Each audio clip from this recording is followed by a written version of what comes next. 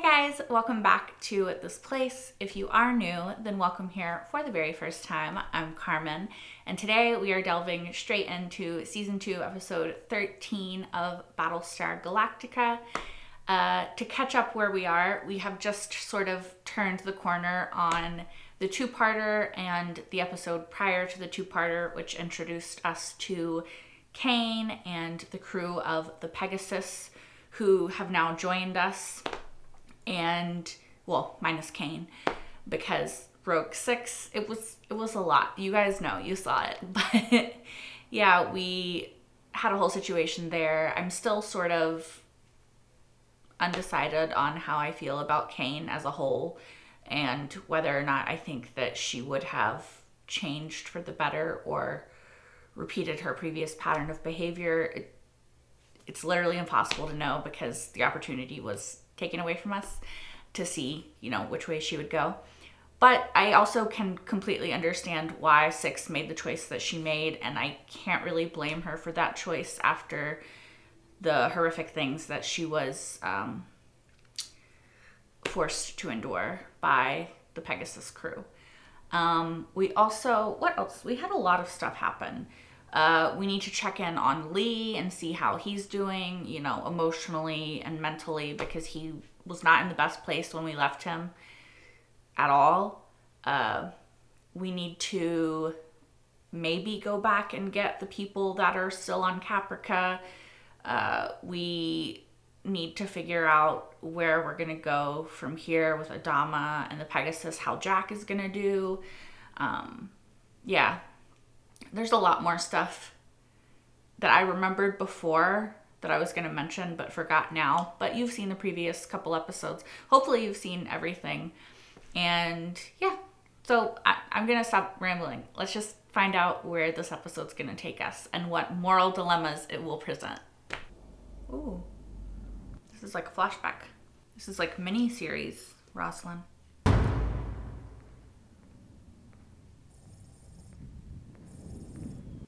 189 days ago.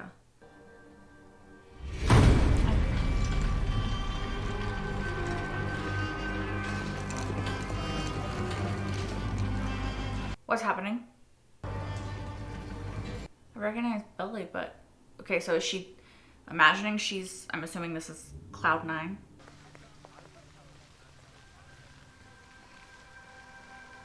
I'm very confused. She has now hair. So that's not part of the flashback, or is it? Because the way she's talking, it makes it seem like it's part of the flashback, but her hair's not the same, is it? Can you hear me? Let's make her as comfortable as we can.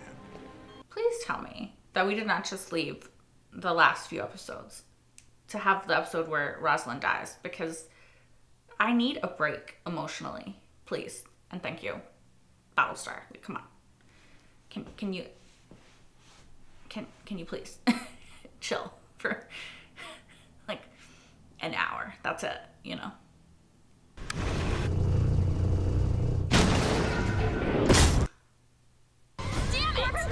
Weapons malfunction! What the hell just happened? Just keep it steady, we're heading home. Your little gun fell off. I'm declared an emergency. We got 2 bent birds requesting priority clearance to land. Her window is about to open. Something's not right. Sabotage? The weight's off. It's too light. I found 3 more just like it, mixed in with the regular rounds. She's lucky she didn't lose her whole wing. 1 bad round's a fluke. Ward 1, sabotage. Who's sabotaging? Their pay is substandard, their schools are falling apart, and this strike action has been gaining momentum for months, and you know. It is supposed to be older her. One of the most interesting things about being president is that you don't have to explain yourself to anyone. Actually, I feel like that's not true. That Cylon fetus is showing some very peculiar genetic abnormalities. Okay. I've been through the tests, and I wouldn't say that there was anything conclusive. Didn't say conclusive, just damned odd.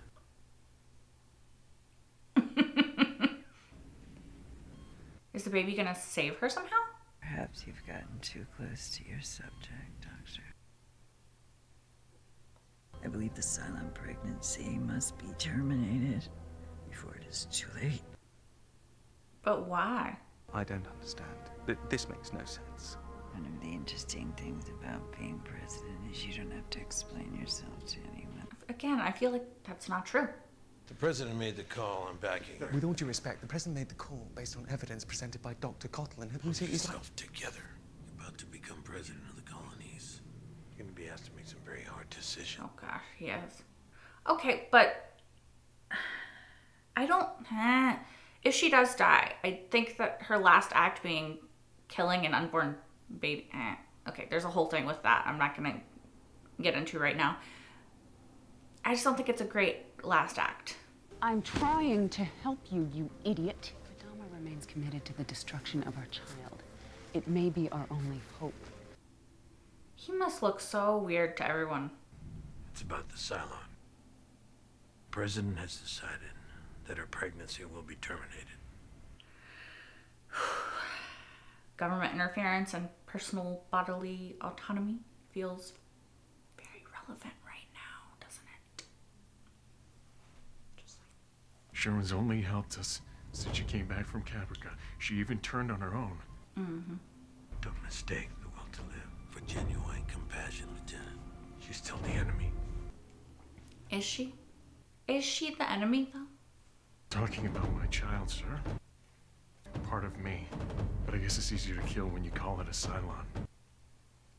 Also, I don't know if they'll go into the nuance of this, but like the government making decisions for someone else's body.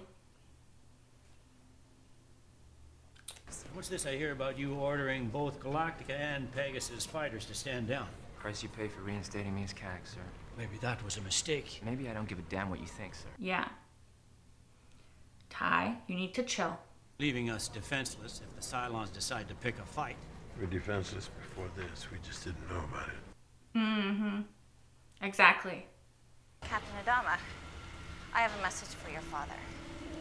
They may take me, but I'm one of many! But we have declared war against Galactica's army of death! The Cylons aren't our true enemy! It's a military that refuses to negotiate! All we want is peace! They did negotiate, though. Adama and Kane stood down. So what the hell is she talking about? Found these pamphlets. Is she like a severe pacifist or something? Demand peace from the Cylons? Who the hell are these people? Cylon sympathizers. No known criminal affiliations. Until now. That's not a criminal affiliation. We're contacted by a person claiming to speak for the subversives, demanding a meeting on the Galactica. Well, I've agreed. We're not negotiating. I just want to know what we're up against. It's a complicated issue, right? Because they are risking the lives of the people fighting, but they also want to save everyone else's life. I am Royan Yahi. Royan? Colonel, I'm only an interested party trying to prevent more bloodshed. How many sympathizers do we have aboard this fleet? The people in this movement are following an idea, not a leader. What the hell do they want? Can't kill an idea. You want us to surrender? They attacked us. Only after we'd enslaved them!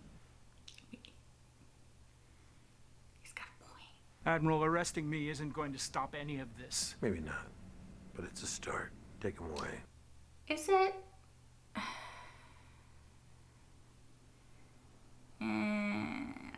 It's tricky. It's tricky. I haven't seen much of you since your spacewalk. She's asking him how he's feeling. What's this? What's a deckhand need with a portable library reader? Darumozu? The Darumosu. What's that? Tilium refinery. Anionics used to explosives. Ooh. I don't understand. Why is he doing this now? The Admiral said they found something in the baby's blood. Somehow President Rosalind considers it a threat to the fleet. It can't just be that. I've done nothing but help them since I've come here. I've held back my anger. I've tried to show them that Cylons are not all the same, that we're not all murderers. I think they're still afraid of you. Uh-oh. I feel like she's gonna be like, I can give them a reason to be afraid if they're gonna be afraid anyway, you know? They want to be afraid of something? Yeah! Just let them come! Let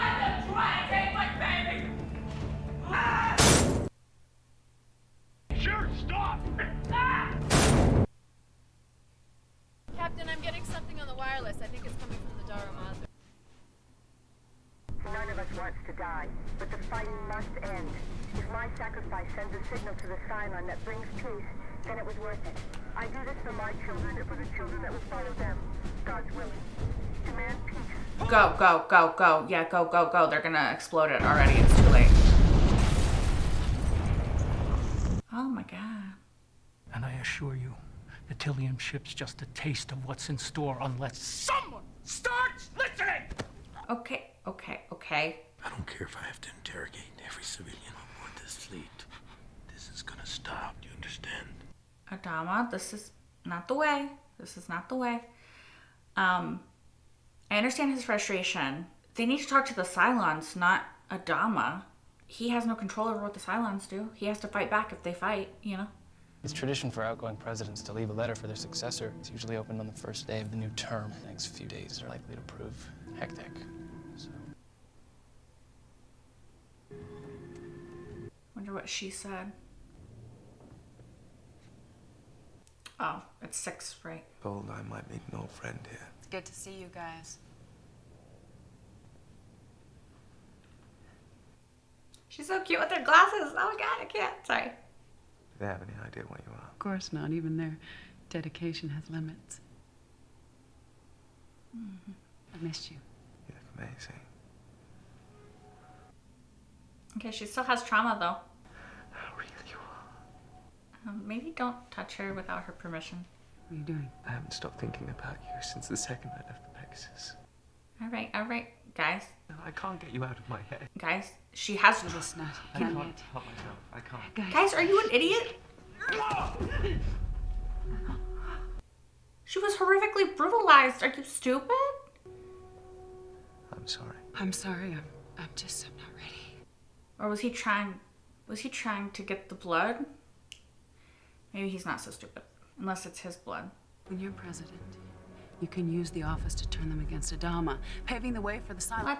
Let's not do that. I know it's hard, but it's the only way. Is it? No, I am not who you think I am, and I will not be responsible for the destruction of mankind.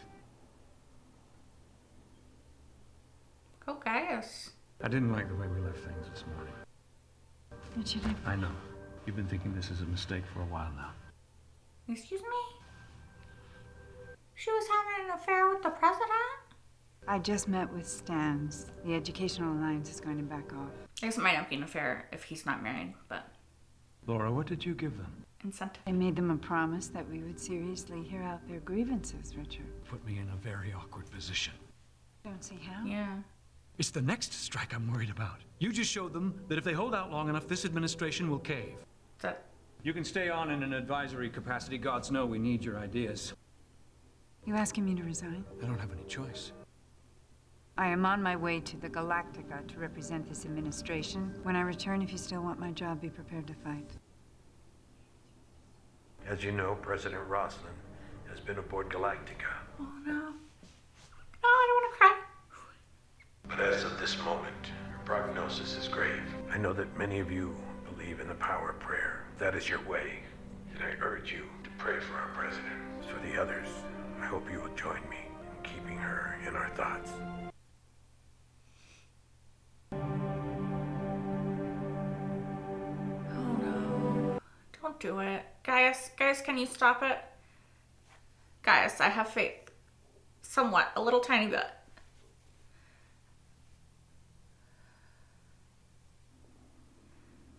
Guys, come on. Adama, somebody, make a different choice. Make a different choice. Make a different choice.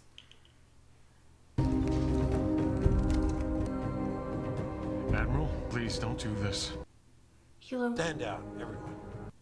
Hilo, okay. I'm like, don't get yourself killed, Hilo. Think about what you're doing, Hilo. Think about what you're doing, Adama. Give me Raptor. Let me take her off the ship. I get her away from the fleet. Admiral! Guys. Raptor, get the hell out of here! It seems I may have been wrong. Very wrong. Okay, but what does it mean? Does he know? If our blood looks like this, and the Cylon's blood looks like this, then it's fair to assume that the Cylon human is carrying an amalgam. Yeah. Is this a theory or fact? The Cylon's fetus contains no antigens. It has no blood type. It's astonishing. Okay. I wonder, could the Cylon blood also be blessed, shall we say blessed, with a heightened resistance to disease?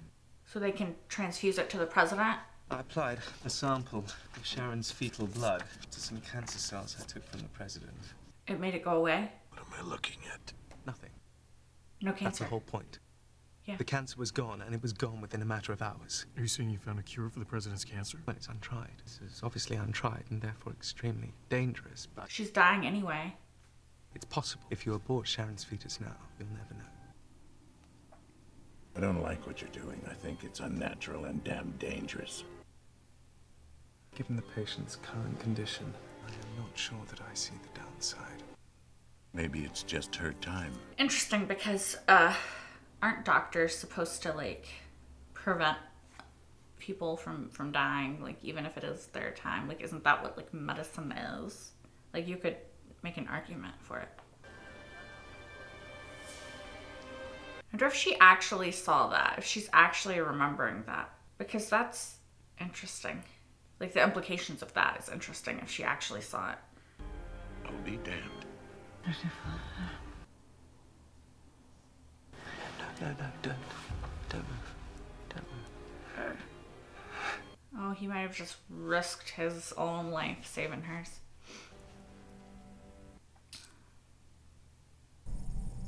Oop, 48 hours later. Is it gone? I've never seen anything like it. It'll be a while before she's 100%, but her scans are clear. Cancer's gone. All these people want is to be heard. Before we can even begin to talk, I need your personal assurance that there will be no more attacks. As I told the Admiral, I've had no direct contact with Genuine anyone. negotiations require trust. Do not lie to me. I'll talk to my people. Make them understand. Excellent. And I'll listen. Maybe even act. But if you renege, I'll insist the Admiral hunt you and your friends down without mercy. Let Rosalind Romay to be opened upon the event of her death. I mean, just open it. Might as well. I wonder if she mentioned that she saw them. I offer my sincere congratulations. I say that knowing we've had our differences, and that you take office despite my many reservations. You must be reminded of your ethical responsibilities and challenged to rise above your own selfish needs. I don't write this to hurt you, but to beg you to open your heart.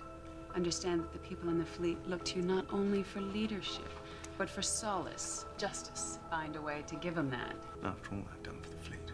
After all I've done for her. Rosalind's never trusted you. So now we know she's never going to trust me. This is not a political struggle anymore, guys. This is quite literally life and death. He literally saved her life, though. You would think that she would maybe be less sus of him. Like, I mean, of course, we know there's reason to be sus of him, but I'm just saying. She'll never be open to negotiating with the Cylons. I disagree. I think we've made real progress today, and so does the Vice President. Baltar? Yes. He encouraged patience while he works with Rosalind from within, and he offered the contents of this case as proof of his sincerity. What's in it? I don't know. He said that you should be the one to open it. I wonder what it is.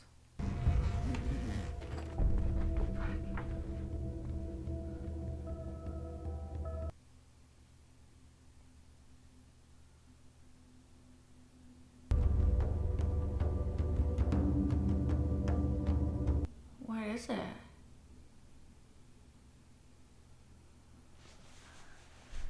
All right, so this episode has a lot of interesting sort of moral questions in it, and I know it was early 2000s, at least in the United States. Roe v. Wade was at that time the law of the land.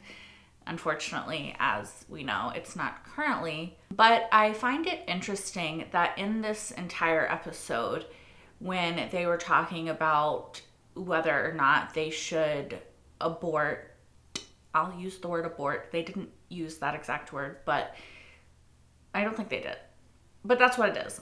I just find it interesting that throughout the entire episode, no one mentioned whether or not Sharon's bodily autonomy should be taken into consideration when deciding what to do with her unborn child. Yeah.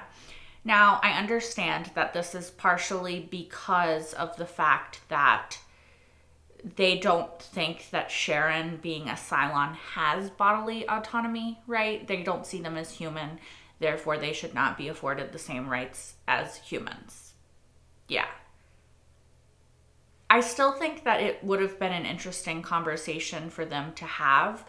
I still think that the reason that they decided to let Sharon keep her baby, which let it be born, they're not going to let her keep it probably, right? I think that the reason that they did that being that the baby can give them something that is positive for humans is still like a pretty fucked up reason to allow her to carry to term. Yeah, I don't know. I don't have a tremendous amount to say on the subject.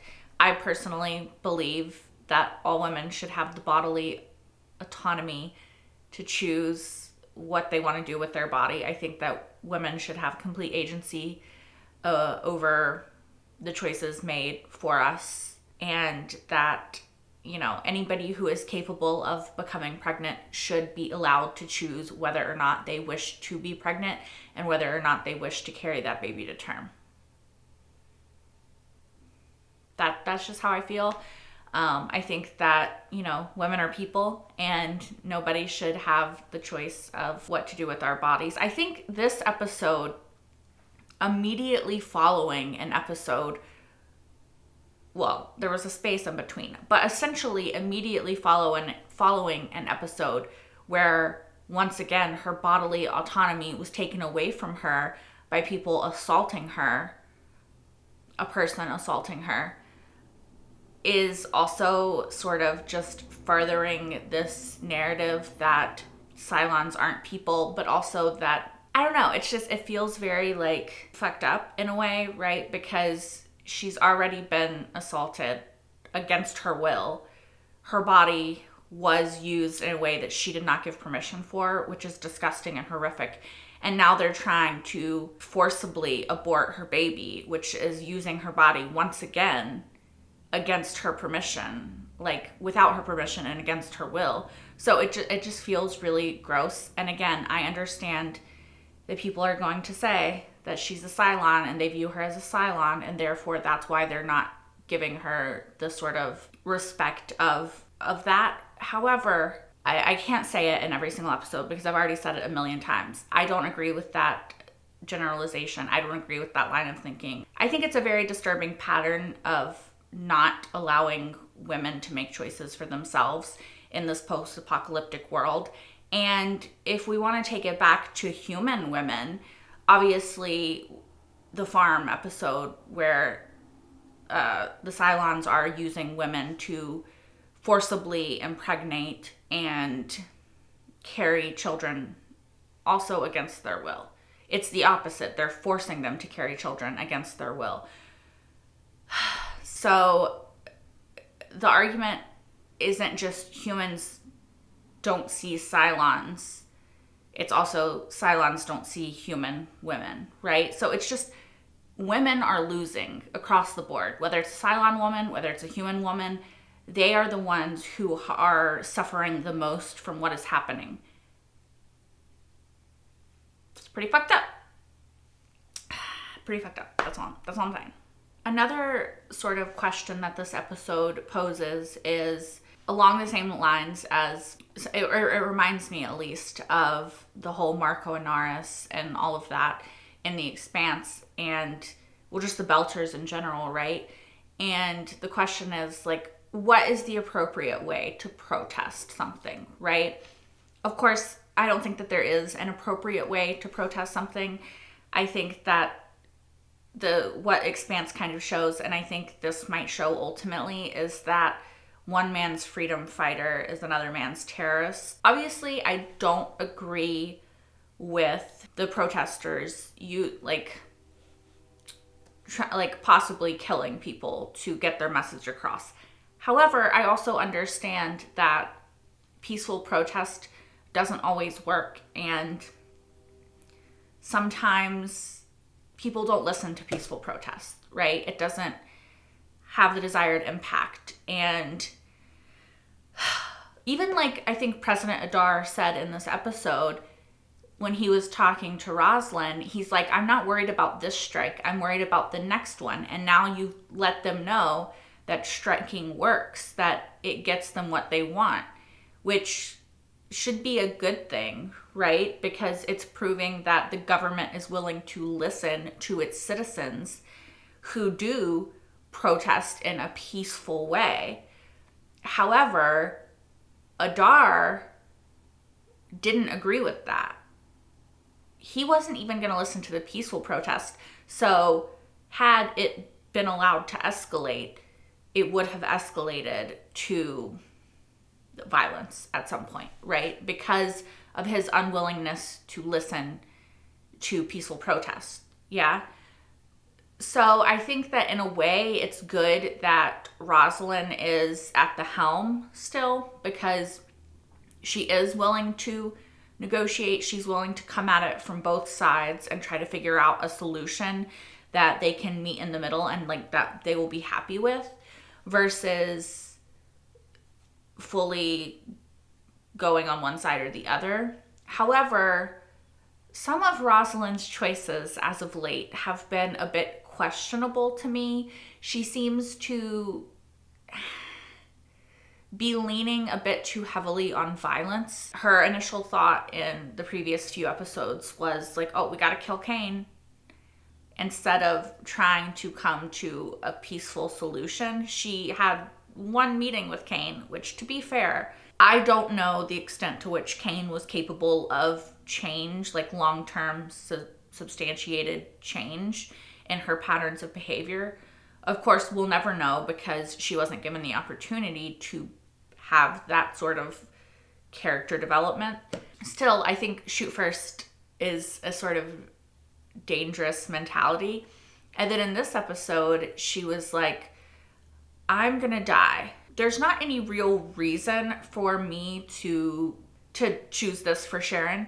However, I'm gonna choose it because I think that at some point in the future, this current fetus could become dangerous to us, which is also a dangerous line of thinking, in that you can't punish somebody for a choice they have not yet made, right? So you can't punish somebody for something that they might possibly one day do.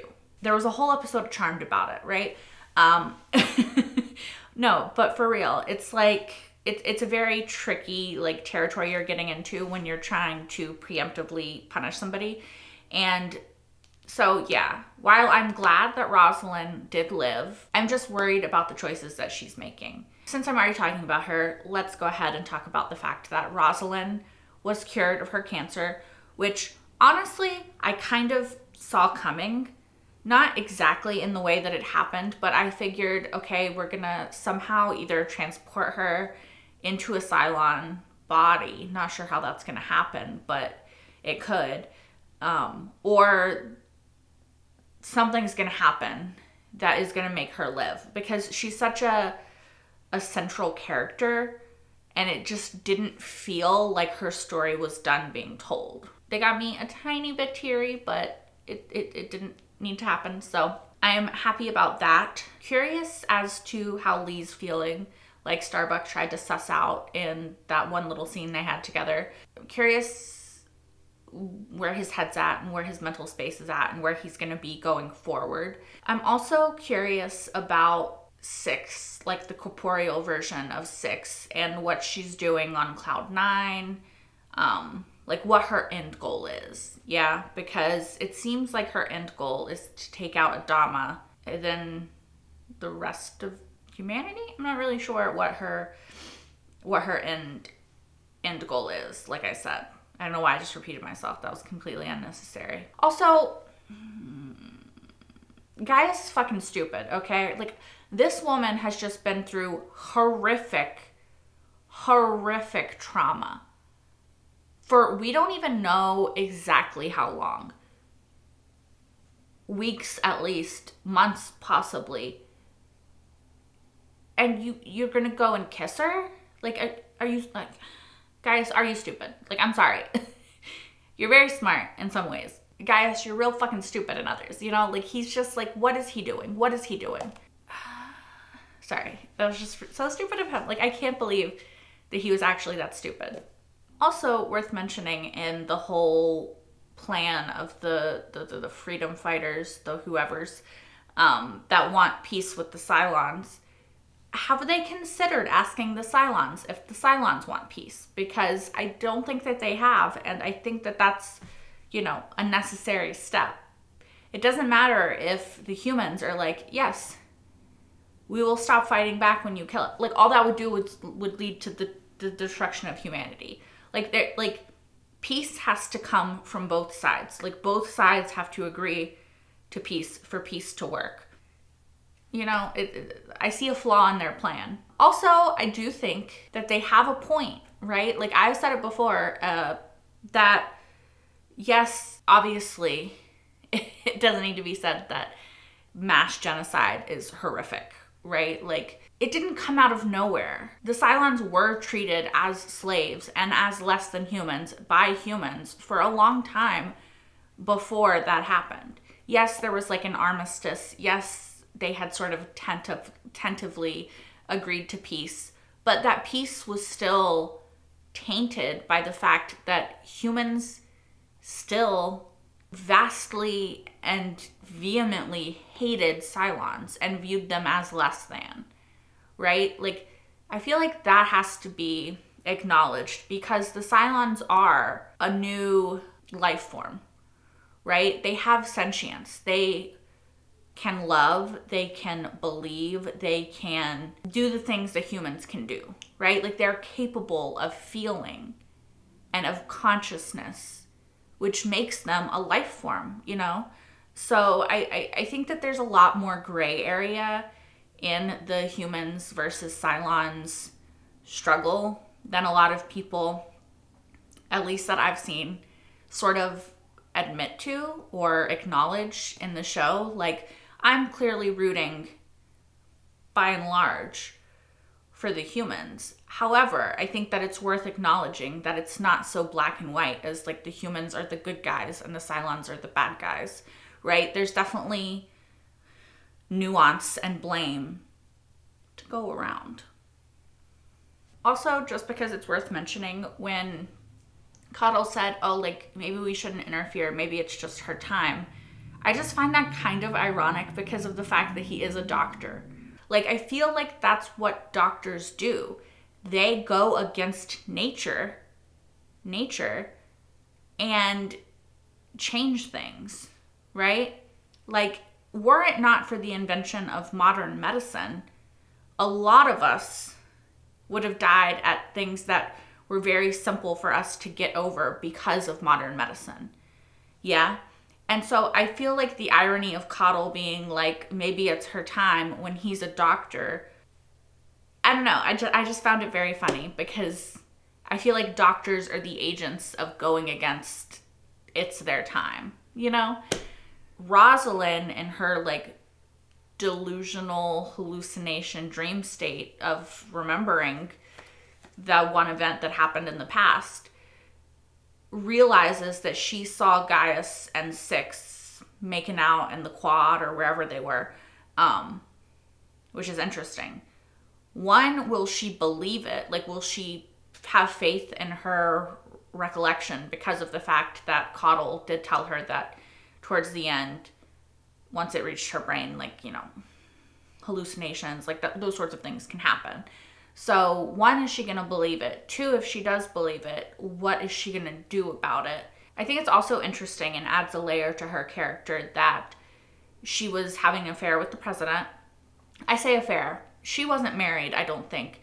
I don't know if he was. So, I mean, it's sort of an affair because she works for him, but she was sleeping with the president, having some sort of relationship.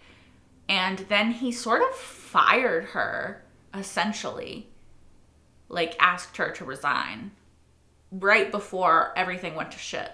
which is interesting because then she became president because nobody knew that he had like demoted / fired her previously. So it's just kind of funny how that worked out.